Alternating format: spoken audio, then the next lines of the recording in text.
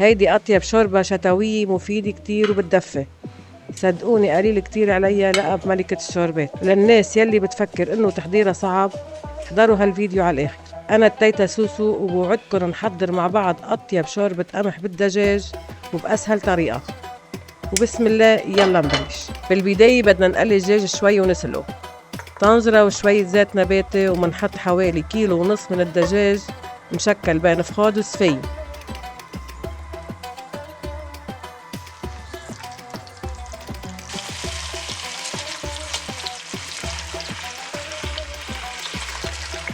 وبقليهم شوي.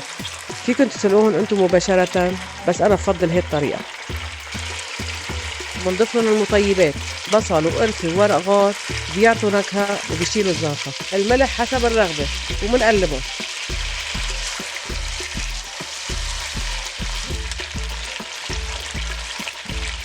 معلقة 7 بهارات، معلقة فلفل اسود، ومعلقة بهار الدجاج.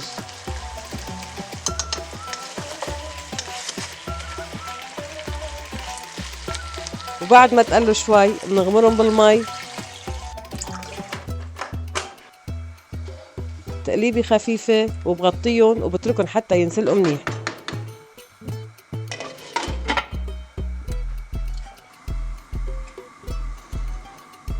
طنجرة تانية وزيت نباتي،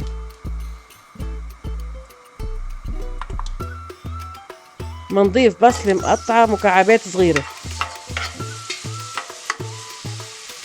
ومن قبل بيوم مجهزة كاستين قمح ونص كاسة حمص، بغسلتن ونقعتن بالمي، وهلأ بصفيهم.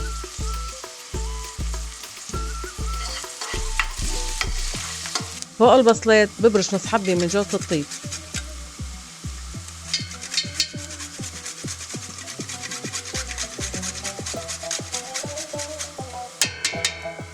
معلقة 7 بهارات، وبقليهم لأن بتقلي بيعطوا نكهة أطيب. وبضيف القمح والحمص بعد ما تصفوا تماما.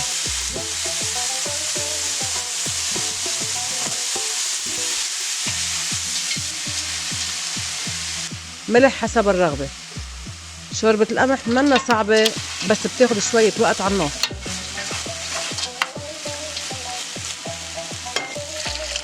بضيف المي فوق غمرتهم شي 10 سم، لأن القمح بيحتاج وقت حتى يستوي.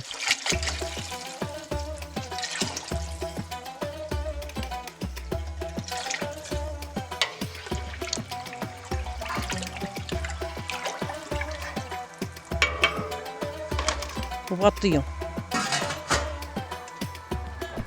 وهلأ بعد ما استوى الدجاج بدنا نشيلهم على جنب.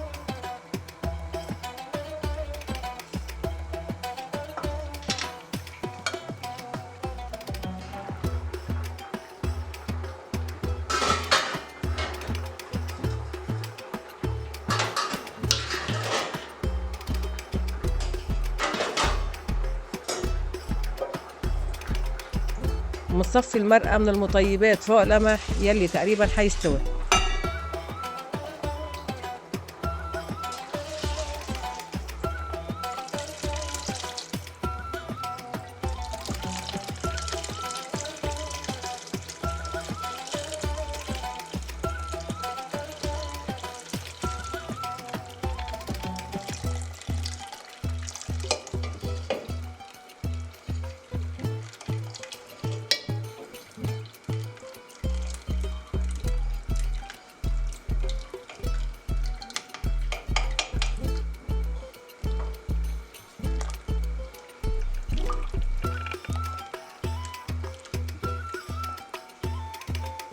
معلقة من مرقة الدجاج، ومعلقة فلفل أسود، تقليبة خفيفة قبل ما غطيهم واتركهم حتى يغلوا ويتسبكوا مع بعض.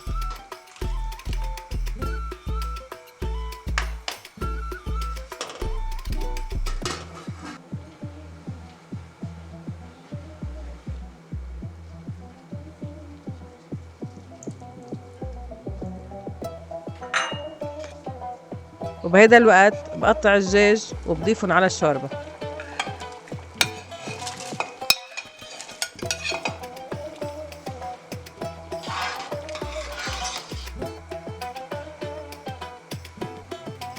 معلقة سمنة كبيرة،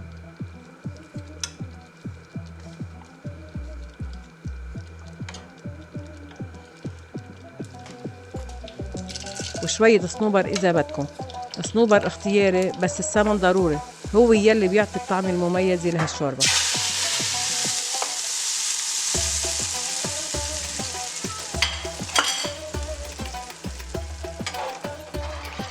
وهلأ شوربتنا صارت جاهزة للسكب.